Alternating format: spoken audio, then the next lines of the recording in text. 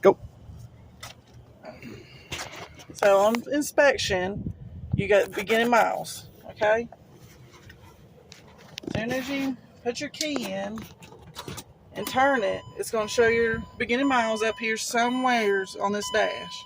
You need to look at that, write it down, and look back up here at this sticker and look at these miles and see if it needs to be changed at all today.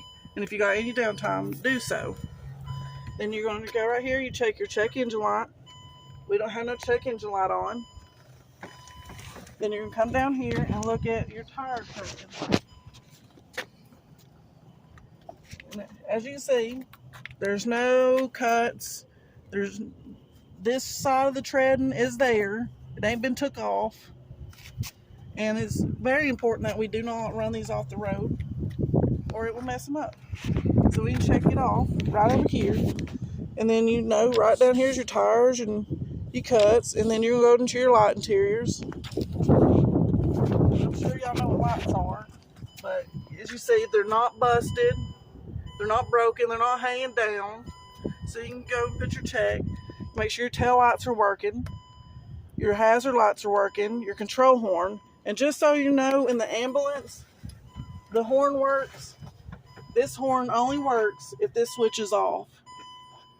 If you're ever in the ambulance. And if this switch is on, this horn doesn't work, but this horn works. Right here where it says air horn, if this switch is on. And then you just need to make sure your windows work, obviously. And your heat and air condition. Make sure your brakes are working properly. Your wipes and washer fluid. And look, if you look on this one, the sprayers don't work. The sprayer doesn't work on this one, so the wipers work, but the sprayers don't. And then you on your fire extinguisher, you might want to go to the other side so you see a little bit.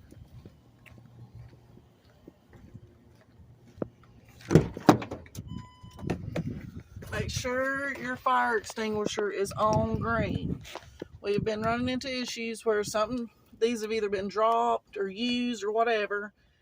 And once they're used, the tab's pulled, they're no longer good. We got to replace them. So you want that just in case of an emergency. And then you're going to make sure that you got your first aid kit. All vans has got first aid kits. They're either going to be located up here, or they're going to be up under a seat or in a compartment.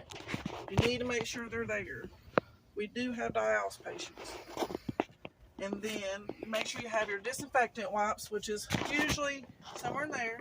Your disinfectant wipes, your dryer sheets, and those are to make your van smell a little better, because not all people are pleasant because they've got issues. And you just make sure you got disinfectants. And so you want to check that off. So then you get down towards here. Once you get all the way down here, you get to your spill kits. Make sure there's a spill kit somewhere, because you don't even have to wreck your van. If someone throws up or starts bleeding in your van, these spill kits will suck that up too. So make sure you have them. And for wheelchairs, make sure your seatbelt extenders, because some people aren't wide, but they're out forward. If you've ever took Spellman, you know what I'm talking about. And the wheelchair ramping. So it's going to work in all these vans. If it doesn't, please say so, because you will not be able to run around. The stretchers, it's going to be NA. It's not applicable. We do not have lifts in none of our stretchers vans except for 2. Now 2, this will count even if you're running stretchers. Okay, drop safety.